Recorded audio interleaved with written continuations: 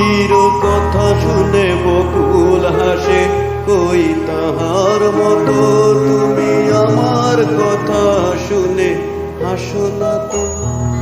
ধরার ধুলিতে যে ফাগুন আসে, কই তাহার মতো তুমি আমার কাছে ঘুটে আসো না তো।